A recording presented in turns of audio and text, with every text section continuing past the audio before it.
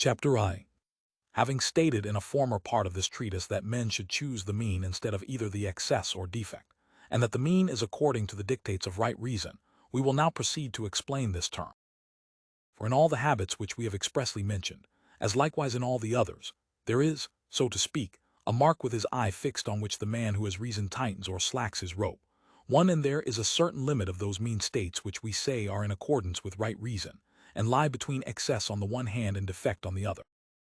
Now to speak thus is true enough but conveys no very definite meaning, as in fact, in all other pursuits requiring attention and diligence on which skill and science are brought to bear, it is quite true of course to say that men are neither to labor nor relax too much or too little, but in moderation, and as right reason directs. Yet if this were all a man had he would not be greatly the wiser, as for instance if in answer to the question, what are proper applications to the body, he were to be told, "Oh, of course, whatever the science of medicine, and in such manner as the physician direct." And so in respect of the mental states, it is requisite not merely that this should be true which has been already stated, but further that it should be expressly laid down what right reason is, and what is the definition of it. Chapter II. Now in our division of the excellences of the soul, we said there were two classes, the moral and the intellectual. The former we have already gone through, and we will now proceed to speak of the others, premising a few words respecting the soul itself. It was stated before, you will remember, that the soul consists of two parts, the rational and irrational. We must now make a similar division of the rational. Let it be understood then that there are two parts of the soul possessed of reason, one whereby we realize those existences whose causes cannot be otherwise than they are, and one whereby we realize those which can be otherwise than they are too, for there must be, answering to things generically different parts of the soul naturally adapted to each. Since these parts of the soul possess their knowledge in virtue of a certain resemblance and appropriateness in themselves to the objects of which they are percipients. 3. And let us name the former, that which is apt to know, the latter, that which is apt to calculate, because deliberating and calculating are the same, and no one ever deliberates about things which cannot be otherwise than they are, and so the calculative will be one part of the rational faculty of the soul. We must discover, then, which is the best state of each of these, because that will be the excellence of each. And this again is relative to the work each has to do, for there are in the soul three functions on which depend moral action and truth: sense, intellect, appetition, whether vague desire or definite will. Now of these sense is the originating cause of no moral action, as is seen from the fact that brutes have sense, but are in no way partakers of moral action. 5. Intellect and will are thus connected. What in the intellectual operation is affirmation and negation, that in the will is pursuit and avoidance. And so, since moral virtue is a state apt to exercise moral choice, and moral choice is will consequent on deliberation, the reason must be true and the will right, to constitute good moral choice. What the reason affirms the will must pursue. 6. Now this intellectual operation, and this truth is what bears upon moral action. Of course truth and falsehood must be the good and the bad of that intellectual operation which is purely speculative, and concerned neither with action nor production, because this is manifestly the work of every intellectual faculty. While of the faculty which is of a mixed practical and intellectual nature, the work is that truth which, as I have described, corresponds to the right movement of the will. Now the starting point of moral action is moral choice. I mean, what actually sets it in motion, not the final cause. 7. And of moral choice, appetition and reason directed to a certain result. And thus moral choice is neither independent of intellect, i.e. intellectual operation, nor of a certain moral state, for right or wrong action cannot be independently of operation of the intellect and moral character. But operation of the intellect by itself moves nothing, only when directed to a certain result, i.e. exercised in moral action. I say nothing of its being exercised in production, because this function is originated by the former, for everyone who makes with a view to somewhat further, and that which is or may be made is not an end in itself, but only relatively to somewhat else, and belonging to someone. 8. Whereas that which is or may be done is an end in itself, because acting well is an end in itself, and this is the object of the will, and so moral choice is either 9. Intellect put in a position of willing, or appetition subjected to an intellectual process. And such a cause is man. But nothing which is done and past can be the object of moral choice. For instance, no man chooses to have sacked Troy because, in fact, no one ever deliberates about what is past, but only about that which is future, and which may therefore be influenced, whereas what has been cannot not have been. And so Agathon is right in saying, of this alone is deity bereft, to make undone whatever hath been done. Thus then truth is the work of both the intellectual parts of the soul, Those states, therefore, are the excellences of each in which each will best attain truth. Chapter II. Commencing then from the point stated above, we will now speak of these excellences again. Let those faculties, whereby the soul attains truth in affirmation or negation, be assumed to be in number 5, 10 viz. Art, knowledge, practical wisdom, science, intuition, supposition, and opinion I do not include, because by these one may go wrong. What knowledge is plain from the following of considerations, if one is to speak accurately, instead of being led away by resemblances. For we all conceive that what we strictly speaking know cannot be otherwise than it is, because, as to those things which can be otherwise than they are, we are uncertain whether they are or are not, the moment they cease to be within the sphere of our actual observation. So then, whatever comes within the range of knowledge is by necessity, and therefore eternal, because all things are so which exist necessarily, and all eternal things are without beginning and indestructible. Again, all knowledge is thought to be capable of being taught, and what comes within its range capable of being learned. And all teaching is based upon previous knowledge, a statement you will find in the Analytics also. 11. For there are two ways of teaching, by syllogism and by induction. In fact, induction is the source of universal propositions, and syllogism reasons from these universals. 12. Syllogism then may reason from principles which cannot be themselves proved syllogistically, and therefore must by induction. So knowledge is a state or mental faculty apt to demonstrate syllogistically, and see as in the Analytics. 13. Because a man, strictly and properly speaking, knows when he establishes his conclusion in a certain way, and the principles are known to him, for if they are not better known to him than the conclusion, such knowledge as he has will be merely accidental. Let thus much be accepted as a definition of knowledge. Chapter IV. Matter which may exist otherwise than it actually does in any given case, commonly called contingent, is of two kinds, that which is the object of making, and that which is the object of doing. Now making and doing are two different things, as we show in the exoteric treatise. And so that state of mind, conjoined with reason, which is apt to do, is distinct from that also conjoined with reason, which is apt to make. And for this reason they are not included one by the other, that is, doing is not making. Nor making doing. 14. Now 15. As architecture is an art, and is the same as a certain state of mind, conjoined with reason, which is apt to make. And as there is no art which is not such a state, nor any such state which is not an art, art in its strict and proper sense must be a state of mind conjoined with true reason apt to make. Now all art has to do with production and contrivance, and seeing how any of those things may be produced which may either be or not be, and the origination of which rests with the maker, and not with the thing made. And so neither things which exist or come into being necessarily, nor things in the way of nature, come under the province of art, because these are self-originated. And since making and doing are distinct, art must be concerned with the former and not the latter. And in a certain sense art and fortune are concerned with the same things, as Agathon says by the way, art fortune loves and is of her beloved. So art, as has been stated, is a certain state of mind, apt to make, conjoined with true reason. Its absence, on the contrary, is the same state conjoined with false reason, and both are employed upon contingent matter. Chapter V. As for practical wisdom, we shall ascertain its nature by examining to what kind of persons we in common language ascribe it. 16. It is thought then to be the property of the practically wise man to be able to deliberate well respecting what is good and expedient for himself, not in any definite line. 17. As what is conducive to health or strength, but what to living well. A proof of this is that we call men wise in this or that, when they calculate well with a view to some good end, in a case where there is no definite rule.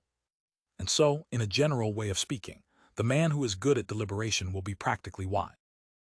Now no man deliberates respecting things which cannot be otherwise than they are, nor such as lie not within the range of his own action.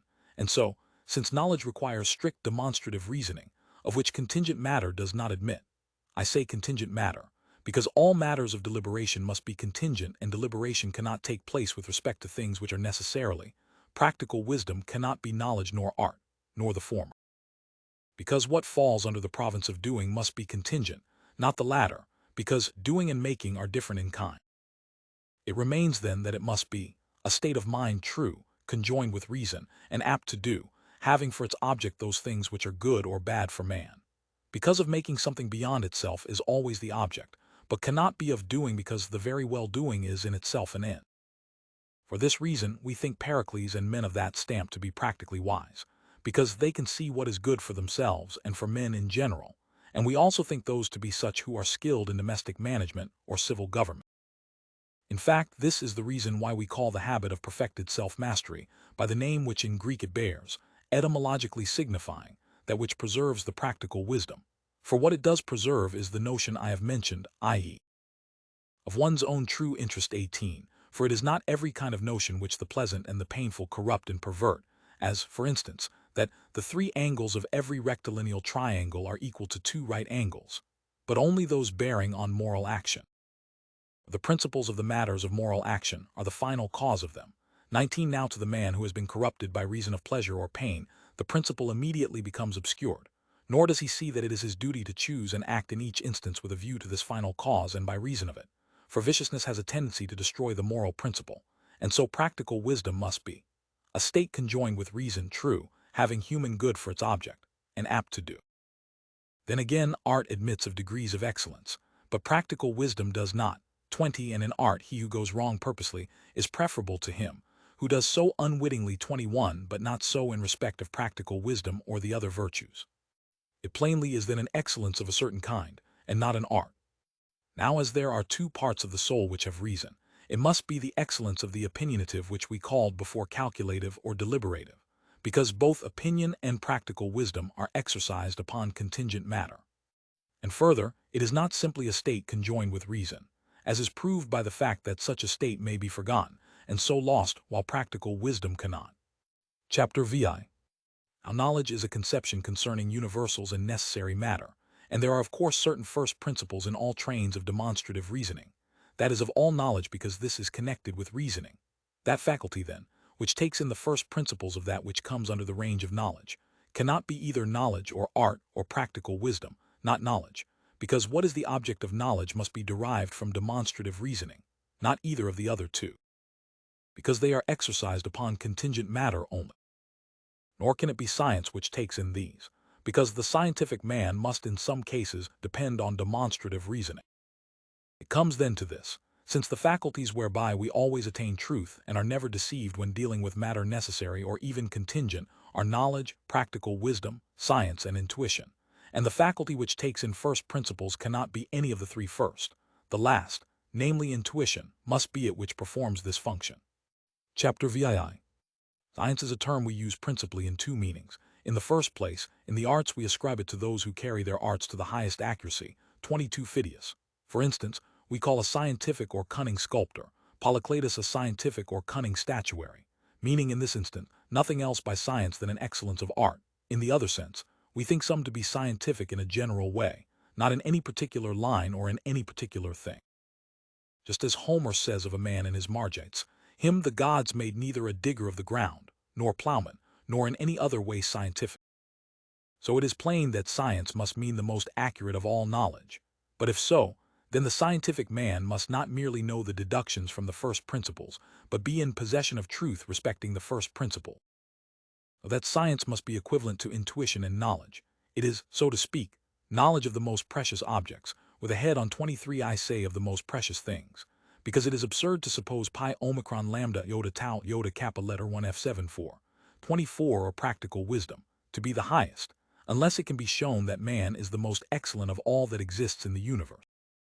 Now if healthy and good are relative terms, differing when applied to men or to fish, but white and straight are the same always, men must allow that the scientific is the same always, but the practically wise varies, for whatever provides all things well for itself, to this they would apply the term practically wise, and commit these matters to it, which is the reason, by the way, that they call some brutes practically wise, such that is as plainly have a faculty of forethought respecting their own subsistence.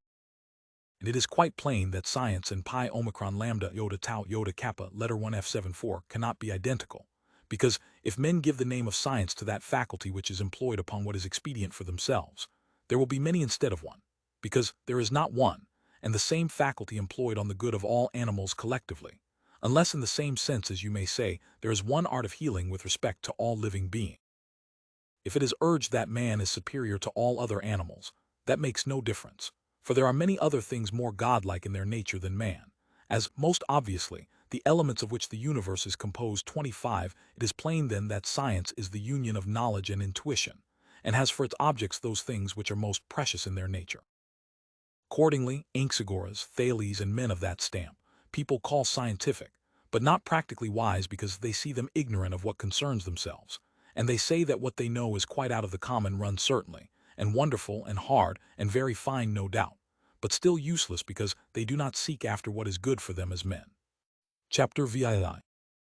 Practical wisdom is employed upon human matters, and such as are objects of deliberation, for we say, that to deliberate well is most peculiarly the work of the man who possesses this wisdom, and no man deliberates about things which cannot be otherwise than they are, nor about any save those that have some definite end, and this end good resulting from moral action, and the man to whom we should give the name of good in counsel, simply and without modification, is he who, in the way of calculation, has a capacity for attaining that of practical goods, which is the best for man. Or again, does practical wisdom consist in a knowledge of general principles only, but it is necessary that one should know also the particular details, because it is apt to act, and action is concerned with details, for which reason sometimes men who have not much knowledge are more practical than others who have, among others, they who derive all they know from actual experience. Suppose a man to know, for instance, that light meats are easy of digestion and wholesome, but not what kinds of meat are light. He will not produce a healthy state. That man will have a much better chance of doing so, who knows that the flesh of birds is light and wholesome. Since then practical wisdom is apt to act, one ought to have both kinds of knowledge, or, if only one, the knowledge of details rather than of principles. So there will be in respect of practical wisdom the distinction of supreme and subordinate. 26 further. Pi omicron lambda iota tau iota kappa letter 1 f7 4 and practical wisdom are the same mental state, but the point of view is not the same. Practical wisdom exerted upon a community, that which I would call the supreme, is the faculty of legislation. The subordinate, which is concerned with the details, generally has the common name pi omicron lambda iota tau iota kappa letter 1 f7 4, and its functions are action and deliberation, for the particular enactment is a matter of action, being the ultimate issue of this branch of practical wisdom, and therefore people commonly say that these men alone are really engaged in government, because they alone act, filling the same place relatively to legislators that workmen do to a master. 27 again, that is thought to be practical wisdom in the most proper sense, which has for its object the interest of the individual, and this usually appropriates the common name. The others are called respectively domestic management, legislation, executive government, divided into two branches, deliberative and judicial. 28 Now of course, knowledge for oneself is one kind of knowledge, but it admits of many shades of difference, and it is a common notion that the man who knows and busies himself about his own concerns merely is the man of practical wisdom, while they who extend their solicitude to society at large are considered meddlesome. Euripides has thus embodied this sentiment. How, says one of his characters, how foolish am I, who whereas I might have shared equally, idly numbered among the multitude of the army for them that are busy and meddlesome Jove hates, because the generality of mankind seek their own good and hold that this is their proper business. It is then from this opinion that the notion has arisen that such men are the practically wise. And yet it is just possible that the good of the individual cannot be secured independently of connection with a family or a community. And again, how a man should manage his own affairs is sometimes not quite plain, and must be made a matter of inquiry. 29 A corroboration of what I have said is 30 The fact that the young come to be geometricians and mathematicians and scientific in such matters, but it is not thought that a young man can come to be possessed of practical wisdom. Now the reason is that this wisdom has for its object particular facts, which come to be known from experience, which a young man has not, because it is produced only by length of time. By the way, a person might also inquire 31, why a boy may be made a mathematician, but not scientific, or a natural philosopher. Is not this the reason that mathematics are taken in by the process of abstraction, but the principles of science 32 and natural philosophy must be gained by experiment, and the latter young men talk of, but do not realize, while the nature of the former is plain and clear. Again, in matter of practice, error attaches either to the general rule in the process of deliberation or to the particular fact. For instance, this would be a general rule: all water of a certain gravity is bad. The particular fact: this water is of that gravity. And that practical wisdom is not knowledge is plain, for it has to do with the ultimate issue 33, as has been said, because every object of action is of this nature. To intuition it is opposed, for this takes in those principles which cannot be proved by reasoning, while practical wisdom is concerned with the ultimate particular fact which cannot be realized by knowledge but by sense. I do not mean one of the five senses, but the same by which we take in the mathematical fact that no rectilineal figure can be contained by less than 3 lines, i.e., that a triangle is the ultimate figure, because here also is a stopping point. This, however, is sense rather than practical wisdom, which is of another kind. 34 Chapter IX. Now the acts of inquiring and deliberating differ, though deliberating is a kind of inquiry. We ought to ascertain about good counsel likewise what it is, whether a kind of knowledge, or opinion, or happy conjecture, or some other kind of faculty. Knowledge it obviously is not, because men do not inquire about what they know, and good counsel is a kind of deliberation, and the man who is deliberating is inquiring and calculating. Neither is it happy conjecture, because this is independent of reasoning and a rapid operation, but men deliberate a long time, and it is a common saying that one should execute speedily what has been resolved upon in deliberation, but deliberate slowly. Quick perception of causes. 35 again is a different faculty from good counsel, for it is a species of happy conjecture. Nor is good counsel opinion of any kind. Well then, since he who deliberates ill goes wrong, and he who deliberates well does so rightly, it is clear that good counsel is rightness of some kind, but not of knowledge nor of opinion. For knowledge cannot be called right because it cannot be wrong, and rightness of opinion is truth. And again, all which is the object of opinion is definitely marked out. 36 Still, however, good counsel is not independent of reason. Does it remain then that it is a rightness of intellectual operation simply? Because this does not amount to an assertion, and the objection to opinion was that it is not a process of inquiry but already a definite assertion, whereas whosoever deliberates, whether well or ill, is engaged in inquiry and calculation. Well, good counsel is a rightness of deliberation, and so the first question must regard the nature and objects of deliberation. Now remember, rightness is an equivocal term. We plainly do not mean rightness of any kind whatever, the letter 1F00 kappa, rho alpha tau, letter 1F74 sigma, for instance, or the bad man will obtain by his calculation what he sets before him as an object, and so he may be said to have deliberated rightly in one sense, but will have attained a great evil.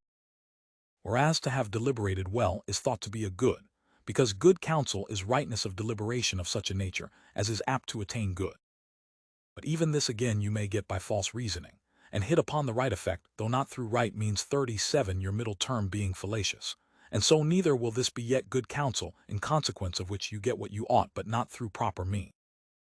Again, one man may hit on a thing after long deliberation, another quickly, and so that before described will not be yet good counsel, but the rightness must be with reference to what is expedient, and you must have a proper end in view, pursue it in a right manner and right time. Once more, one may deliberate well either generally or towards some particular end. 38 Good counsel in the general, then, is that which goes right towards that which is the end in a general way of consideration, in particular, that which does so towards some particular end. Since then deliberating well is a quality of men possessed of practical wisdom, good counsel must be rightness in respect of what conduces to a given end, of which 39 practical wisdom is the true conception. Chapter X. There is too the faculty of judiciousness, and also its absence, in virtue of which we call men judicious or the contrary. Now judiciousness is neither entirely identical with knowledge or opinion, for then all would have been judicious, nor is it any one specific science, as medical science whose object matter is things wholesome, or geometry whose object matter is magnitude, for it has not for its object things which always exist and are immutable, nor of those things which come into being just any which may chance, but those in respect of which a man might doubt and deliberate. And so it has the same object matter as practical wisdom, yet the two faculties are not identical, because practical wisdom has the capacity for commanding and taking the initiative, for its end is what one should do or not do, but judiciousness is only apt to decide upon suggestions, though we do in Greek put well onto the faculty and its concrete noun. These really mean exactly the same as the plain words, and judiciousness is neither the having practical wisdom, nor attaining.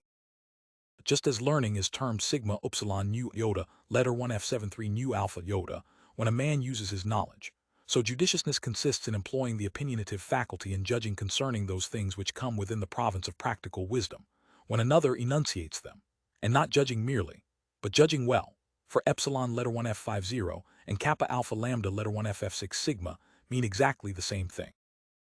And the Greek name of this faculty is derived from the use of the term sigma upsilon nu iota, letter 1F73, nu alpha iota in learning, mu alpha nu theta, letter 1 F7 1, U epsilon iota nu and sigma upsilon nu iota, letter 1 F7 3, U alpha iota being often used as synonymous. The faculty called gamma nu letter 1 F7 d mu eta, 40 and right of which we call men epsilon letter 1 F50, gamma nu letter 1 F7 d mu omicron nu epsilon sigma, or say they have gamma nu letter 1 F7 d mu eta, is the right judgment of the equitable man. Proof of which is that we most commonly say that the equitable man has a tendency to make allowance, and the making allowance in certain cases is equitable. And sigma upsilon gamma gamma nu letter 1 F7d mu eta, the word denoting allowance, is right gamma nu letter 1 F7d mu eta having a capacity of making equitable decisions. By right, I mean that of the truthful man. Chapter XI. Now all these mental states 4110 to the same object, as indeed common language leads us to expect. I mean, we speak of gamma nu letter 1 F7d mu eta, judiciousness, practical wisdom and practical intuition, attributing the possession of gamma nu letter 1 F7d mu eta and practical intuition to the same individuals whom we denominate practically wise and judicious, because all these faculties are employed upon the extremes 42i, on particular details, and in right of his aptitude for deciding on the matters which come within the province of the practically wise. A man is judicious and possessed of good gamma nu letter 1 F7d mu eta, i.e., he is disposed to make allowance, for considerations of equity are entertained by all good men alike in transactions with their fellow.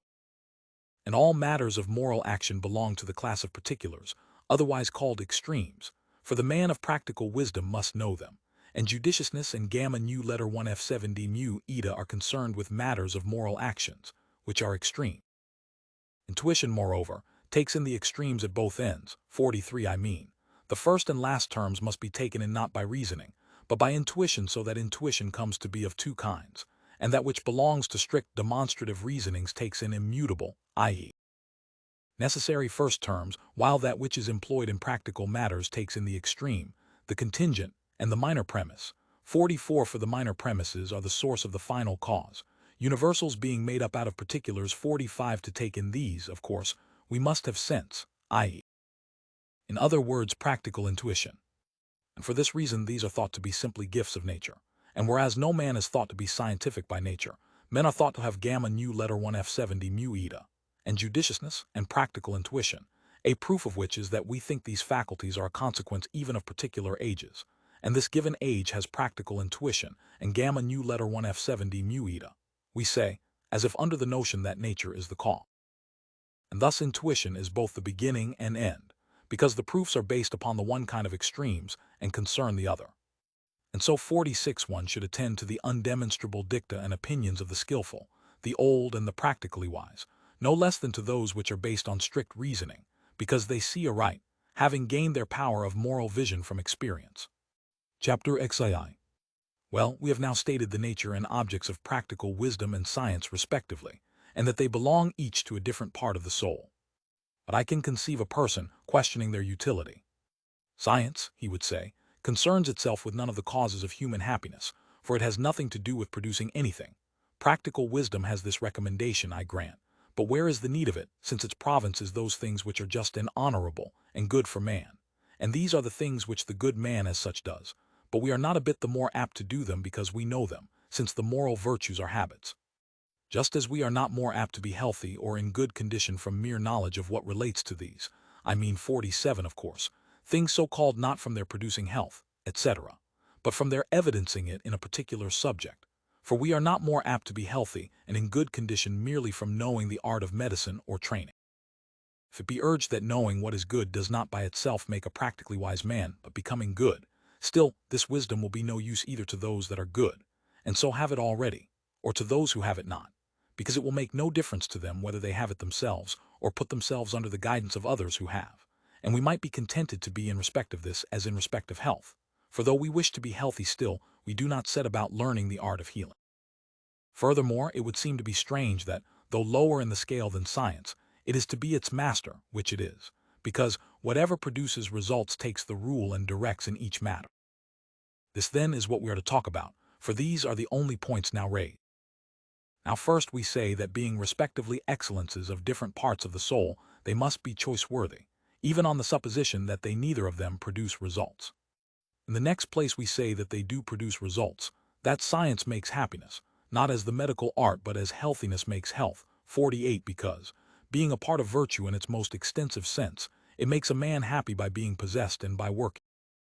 Next, man's work as man is accomplished by virtue of practical wisdom and moral virtue, the latter giving the right aim and direction, the former the right means to its attainment. 49 But of the fourth part of the soul, the mere nutritive principle, there is no such excellence, because nothing is in its power to do or leave undone. 50 As to our not being more apt to do what is noble, and just by reason of possessing practical wisdom. We must begin a little higher up. 51 Taking this for our starting point. As we say that men may do things in themselves just and yet not be just men, for instance, when men do what the laws require of them, either against their will or by reason of ignorance or something else, at all events not for the sake of the things themselves, and yet they do what they ought and all that the good man should do. So it seems that to be a good man one must do each act in a particular frame of mind, I mean from moral choice, and for the sake of the things themselves which are done. Now it is virtue which makes the moral choice right. But whatever is naturally required to carry out that choice comes under the province not of virtue, but of a different faculty. We must halt, as it were, a while, and speak more clearly on these points. There is then a certain faculty, commonly named cleverness, of such a nature as to be able to do and attain whatever conduces to any given purpose. Now if that purpose be a good one the faculty is praiseworthy, if otherwise, it goes by a name which, denoting strictly the ability, implies the willingness to do anything. We accordingly call the practically wise clever, and also those who can and will do anything. 52 Now practical wisdom is not identical with cleverness, nor is it without this power of adapting means to ends, but this eye of the soul, as we may call it, does not attain its proper state without goodness, as we have said before and as is quite plain, because the syllogisms into which moral action may be analyzed have for their major premise 53 since is the end and the chief good. 54 Fill up the blank with just anything you please, for we merely want to exhibit the form so that anything will do. But how this blank should be filled is seen only by the good man, because vice distorts the moral vision and causes men to be deceived in respect of practical principles. 55 It is clear, therefore, that a man cannot be a practically wise without being a good man. We must inquire again also about virtue, for it may be divided into natural virtue and matured, which two bear to each other a relation similar to that which practical wisdom bears to cleverness, one not of identity but resemblance. I speak of natural virtue, because men hold that each of the moral dispositions attach to us all somehow by nature.